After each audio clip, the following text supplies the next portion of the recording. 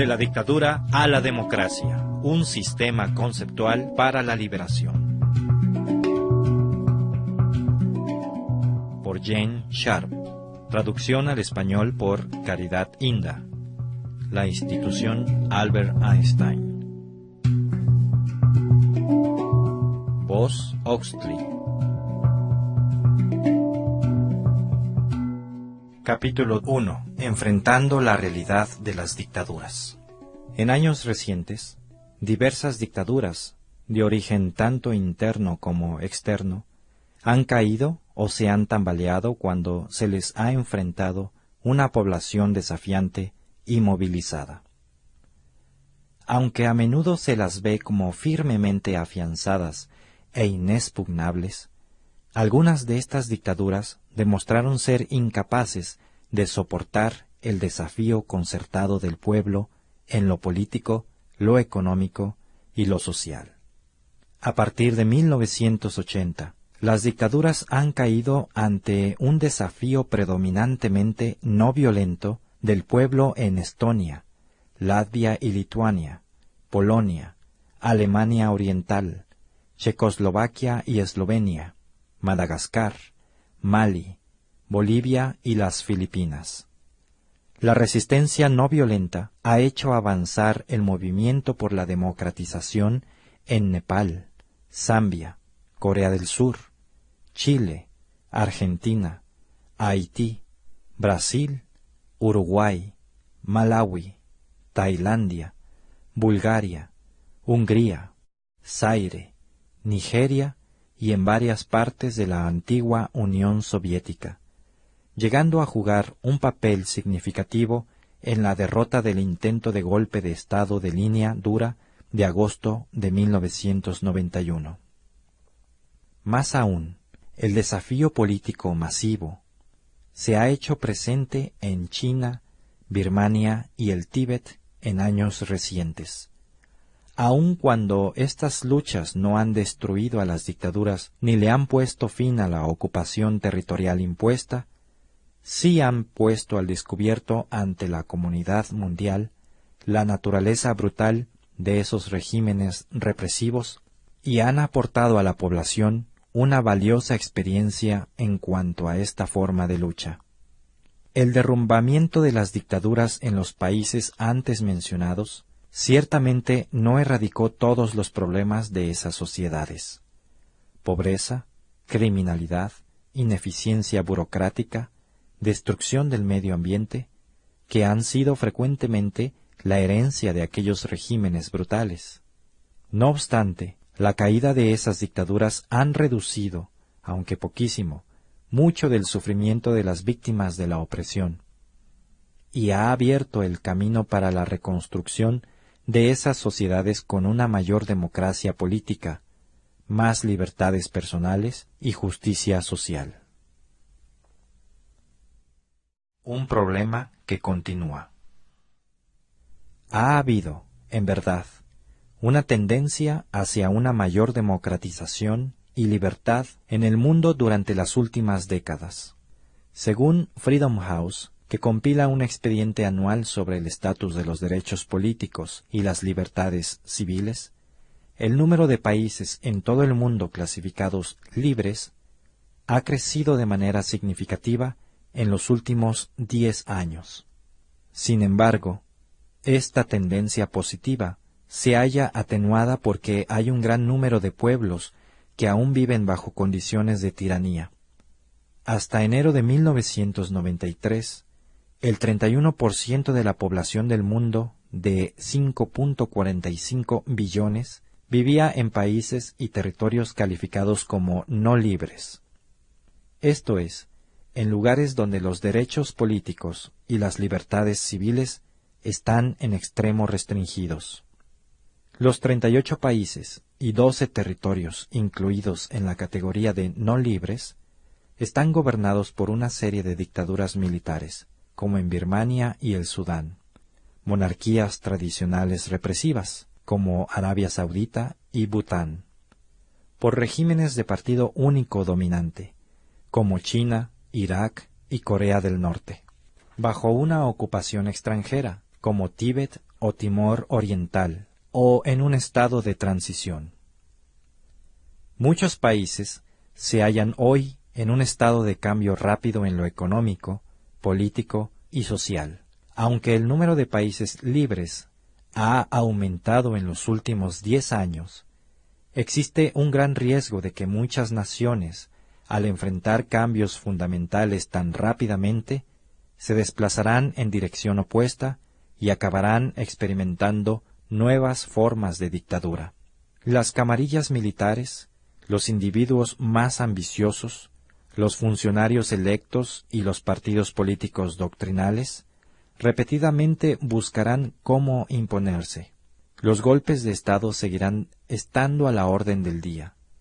Los derechos humanos y políticos básicos les serán negados a un gran número de personas. Desafortunadamente, el pasado aún está con nosotros. El problema de las dictaduras es profundo. En muchos países, el pueblo ha vivido experiencias de décadas y hasta siglos de opresión, ora doméstica, ora de origen extranjero. Con frecuencia se les ha inculcado insistentemente la sumisión incondicional a las figuras y gobernantes que detentan la autoridad. En casos extremos, a las instituciones sociales, económicas, políticas y hasta religiosas de la sociedad, aquellas fuera del control estatal, han sido deliberadamente debilitadas, subordinadas o aún reemplazadas por otras nuevas y regimentadas.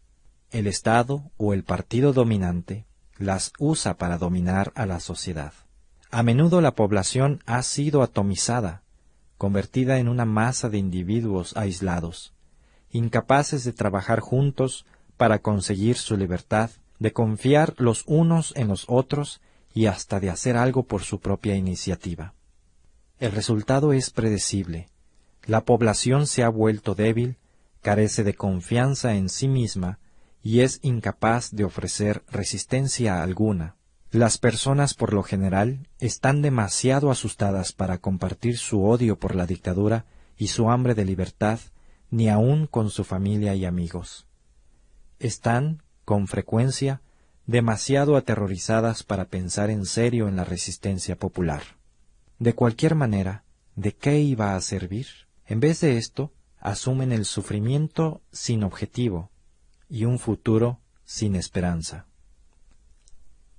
Las condiciones bajo las dictaduras contemporáneas pueden ser peores que antes. En el pasado, algunas personas pueden haber tratado de resistir.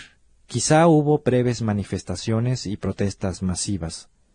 Quizá los ánimos se levantaron temporalmente. En otras ocasiones, individuos y pequeños grupos pueden haber hecho valientes pero impotentes demostraciones, afirmando algún principio o simplemente su desafío.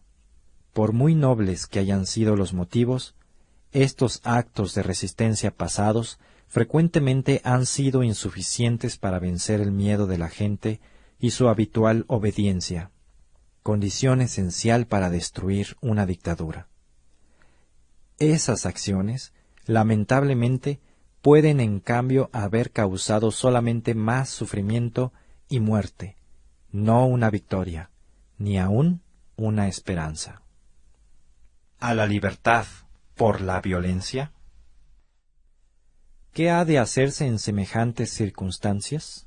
Las posibilidades más evidentes parecen inútiles. Los dictadores generalmente hacen caso omiso de las barreras constitucionales y legales, las decisiones judiciales y la opinión pública. Reaccionando a las brutalidades, la tortura, las desapariciones, las muertes, se entiende que todo esto ha hecho pensar al pueblo que sólo por la violencia se puede acabar con una dictadura. Las airadas víctimas a veces se han organizado para combatir a los brutales dictadores con el poco poder militar y violencia que hayan podido reunir, y a pesar de tenerlo todo en contra. Esta gente, por lo general, ha peleado valientemente, pagando un alto precio en sufrimientos y vidas. Sus logros a veces han sido considerables, pero casi nunca han obtenido la libertad.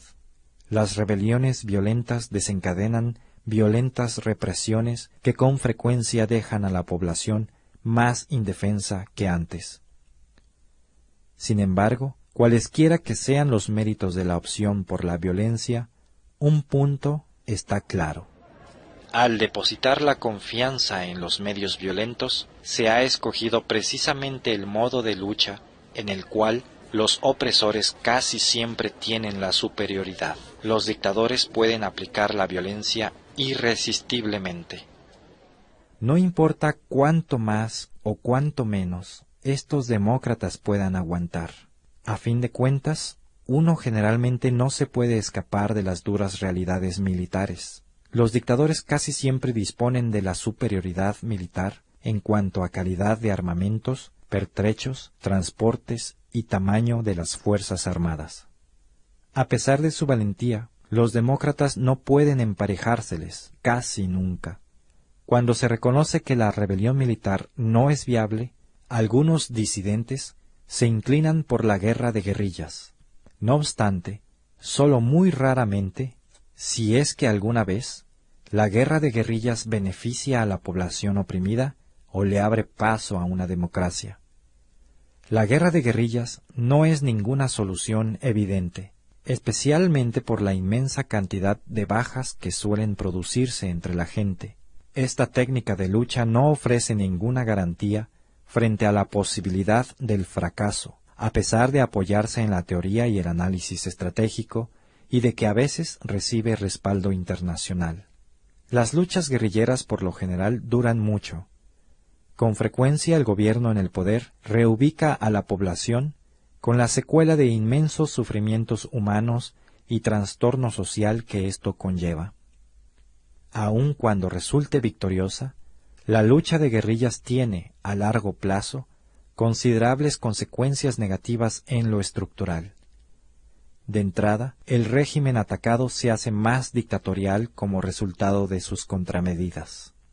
Si en definitiva gana la guerrilla, el nuevo régimen que de ella provenga es con frecuencia más dictatorial que el anterior, debido al impacto centralizador de las fuerzas militares al expandirse y por el debilitamiento o la destrucción durante la lucha de los grupos e instituciones independientes de la sociedad. Cuerpos estos que son vitales para establecer y mantener después una sociedad democrática. Los que se opongan a las dictaduras deben buscar otra opción. Golpes de Estado, elecciones, salvadores extranjeros. Un golpe militar contra una dictadura puede parecer, relativamente hablando, una de las maneras más rápidas y fáciles de quitarse de encima un régimen particularmente repugnante. Sin embargo, existen serios problemas con respecto a esta técnica. Lo más importante es que deja intacta la distribución negativa del poder entre la población y la élite de control del gobierno y sus fuerzas armadas. Lo más probable es que la supresión de personas o camarillas de las posiciones del gobierno dé pie para que otro grupo semejante ocupe su lugar. Teóricamente, este grupo puede ser menos duro en su comportamiento y más dispuesto a abrirse de manera limitada a las reformas democráticas. Sin embargo, el caso opuesto es lo más probable. Después de consolidar su posición, la nueva camarilla puede resultar más despiadada y más ambiciosa que la anterior. Por lo tanto, la nueva camarilla, sobre la que quizás se habían fincado las esperanzas, podrá hacer lo que quiera sin preocuparse de la democracia o los derechos humanos. Esta no es una respuesta satisfactoria al problema de la dictadura. Bajo una dictadura las elecciones no se pueden usar como instrumento para un cambio político significativo. Algunos regímenes dictatoriales, tales como los del antiguo bloque oriental dominado por la Unión Soviética, simularon elecciones solo con el propósito de aparentar ser democráticos. Pero estas elecciones eran simples plebiscitos rigurosamente controlados para obtener la aprobación pública de los candidatos escogidos por los dictadores. Estos, de cuando en cuando, debido a la presión a que están sometidos, podrían tal vez aceptar nuevas elecciones, pero éstas estarían manipuladas para colocar marionetas civiles en los puestos de gobierno. Si a los candidatos de la oposición se les hubiera permitido concurrir a las elecciones y hubieran sido electos como ocurrió en Birmania en 1990 o en Nigeria en 1993, los resultados habrían sido simplemente ignorados y los supuestos vencedores habrían estado sujetos a intimidación, arrestados o hasta ejecutados. Los dictadores no están interesados en unas elecciones que puedan apartarlos de su trono.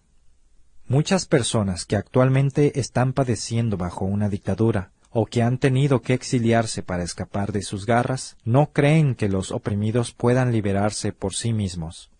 Ellos no esperan que su pueblo pueda ser liberado, sino por la acción de otros. Ponen su confianza en las fuerzas extranjeras. Creen que solo una ayuda internacional puede ser lo bastante fuerte como para derribar a los dictadores. Esa visión de que los oprimidos son incapaces de actuar eficazmente es algunas veces correcta por tiempo limitado. Como hemos apuntado, con frecuencia la población sometida no quiere la lucha y está temporalmente incapacitada para ella, porque no tiene confianza en su propia capacidad de enfrentar la dictadura feroz y no ve una manera razonable de salvarse por su propio esfuerzo. En consecuencia, no es extraño que confíe sus esperanzas de liberación a la acción de otros. Las fuerzas externas pueden ser la opinión pública, las Naciones Unidas, un país en particular, o sanciones internacionales económicas y políticas. Una situación así puede parecer consoladora, pero existen graves problemas en cuanto a la confianza depositada en un salvador foráneo. Esa confianza puede estar puesta en un factor totalmente errado. Por lo general, no van a llegar salvadores extranjeros. Si interviene otro Estado, probablemente no deba confiarse en él. Hay unas cuantas ásperas realidades con respecto a esa confianza en la intervención extranjera que habría que destacar aquí. Con frecuencia los estados extranjeros tolerarán o ayudarán inclusive a la dictadura a fin de avanzar sus propios intereses económicos o políticos.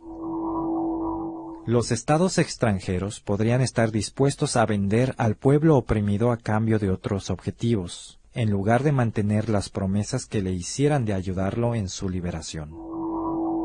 Algunos estados extranjeros actuarán contra la dictadura, pero solo a fin de ganar para sí mismos el control económico, político y militar del país. Los estados extranjeros podrían involucrarse activamente para fines positivos solo cuando hubiere un movimiento interno que ya haya comenzado a sacudir la dictadura y logrado que la atención internacional se enfoque sobre la índole brutal del gobierno. Por lo general, la causa principal que explica la existencia de las dictaduras es la distribución interna del poder que existe en el país. La población y la sociedad son demasiado débiles para causarle un problema a la dictadura. La riqueza y el poder están concentrados en muy pocas manos. Aunque las acciones internacionales pueden beneficiar o de alguna manera debilitar a las dictaduras, la continuación de éstas depende primordialmente de factores internos. Sin embargo, las presiones internacionales pueden ser muy útiles cuando apoyan un poderoso movimiento de resistencia interna. Entonces, por ejemplo, el boicot económico internacional, los embargos, la ruptura de relaciones diplomáticas, la expulsión del gobierno de organizaciones internacionales, la condena del mismo por alguno de los cuerpos de las Naciones Unidas y otros pasos semejantes pueden contribuir grandemente. A pesar de todo, si no existe un fuerte movimiento de resistencia interna, tales acciones por parte de otros es poco probable que se den. Encarando la dura verdad. La conclusión es dura. Cuando se quiere echar abajo una dictadura con la mayor efectividad y al menor costo, hay que emprender estas 4 tareas. Se debe fortalecer a la población oprimida en su determinación de luchar, en la confianza en sí misma y en sus aptitudes para resistir. Se debe fortalecer a los grupos sociales e instituciones independientes del pueblo oprimido. Se debe crear una poderosa fuerza de resistencia interna y se debe desarrollar un amplio y concienzudo plan estratégico global para la liberación y ejecutarlo con destreza. Una lucha de liberación es un tiempo en que el grupo que lucha adquiere confianza en sí mismo y se fortalece internamente. Charles Stewart Parnell, durante la campaña de huelga de los rentatarios en Irlanda, 1879-1880, dijo: «No vale la pena confiar en el gobierno. Debéis confiar solo en vuestra propia determinación. Ayudaos a vosotros mismos apoyándoos los unos a los otros. Fortaleced a los más débiles de entre vosotros. Agrupaos y organizaos, y ganaréis. Cuando hayáis madurado las condiciones para que este asunto se resuelva, entonces, y nunca antes de ese momento, se resolverá». Confrontada con una fuerza firme y confiada en sí misma, con una estrategia concienzuda y de genuina solidez, la dictadura eventualmente se desmoronará. Estos 4 requisitos tendrán que ser de algún modo satisfechos, siquiera en un mínimo nivel. Como lo indican estos argumentos, el liberarse de las dictaduras en última instancia depende de la capacidad que la gente tenga de liberarse a sí misma. Los casos antes mencionados en que el desafío político o la lucha no violenta con fines políticos ha tenido éxito, sugieren que sí existen los medios para que la población se libere a sí misma, pero esta opción no se ha ejercido plenamente. Examinaremos en detalle esta alternativa en los próximos capítulos, pero antes debemos contemplar el tema de las negociaciones como medio para desmantelar las dictaduras. De la dictadura a la democracia, un sistema conceptual para la liberación.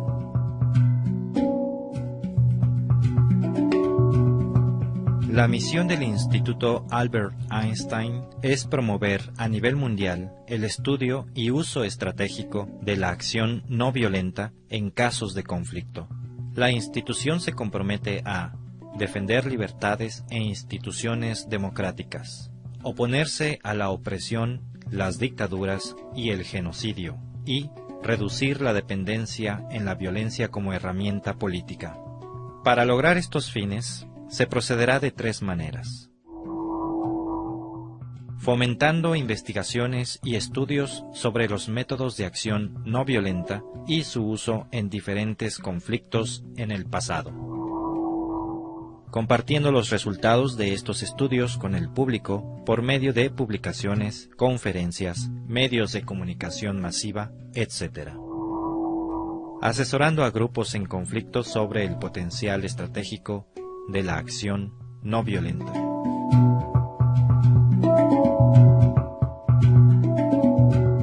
De la dictadura a la democracia, un sistema conceptual para la liberación.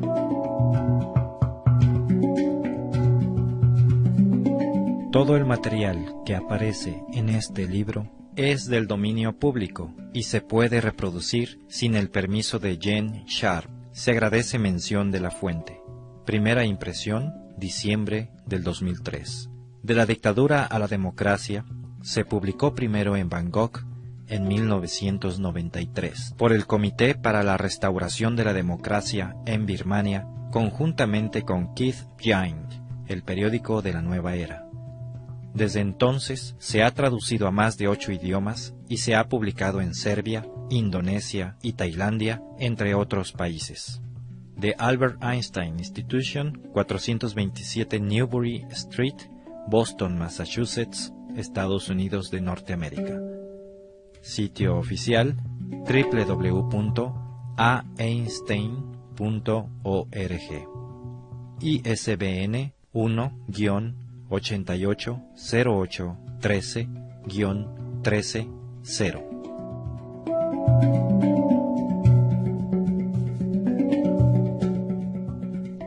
Los tracks musicales utilizados en este audiolibro fueron tomados del sitio www.freemusicarchive.org.